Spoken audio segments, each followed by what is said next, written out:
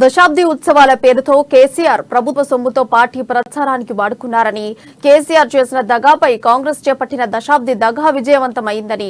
AICC ప్రధాన కార్యదర్శి సంపత్ కుమార్ అన్నారు. గాంధీ భవన్ లో ఆయన మాట్లాడుతూ కేసీఆర్ వైఫల్యాలను బలంగా ప్రజల్లోకి తీసుకెళ్లగలిగామన్నారు. కాంగ్రెస్ చేపడుతున్న కార్యక్రమాలకు ప్రజల నుంచి అనూహ్య స్పందన వస్తుందని, రాష్ట్రంలో కాంగ్రెస్ బలపడిందని చెప్పడానికే ఇదే నిదర్శనమన్నారు. 9 ఏళ్లు అమరుల కుటుంబాలను కేసీఆర్ పట్టించుకోలేదని, ఇప్పుడు ఎన్నికల కోసమే అమరుల పేరుతో హడావిడి చేస్తున్నారని విమర్శించారు.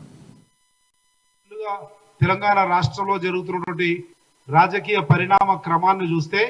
స్పష్టంగా ప్రజల్లో కాంగ్రెస్ పార్టీ పట్ల ఆదరణ పెరుగుతున్నట్లు, బీఆర్ఎస్ పార్టీ రోజు రోజుకు రాజకీయంగా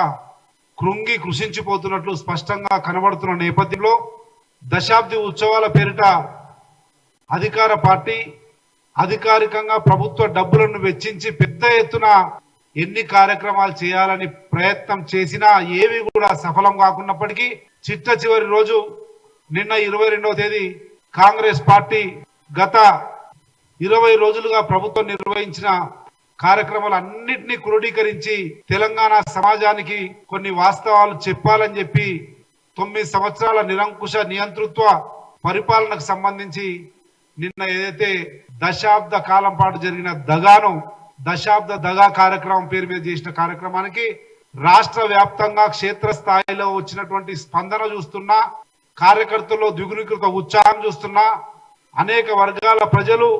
వాలంటీర్ గా నిన్న దశాబ్ద దగలో పాలు పంచుకున్న విధానం చూస్తా ఉంటే స్పష్టంగా 2-3 నెలల నుంచి తెలంగాణ రాష్ట్ర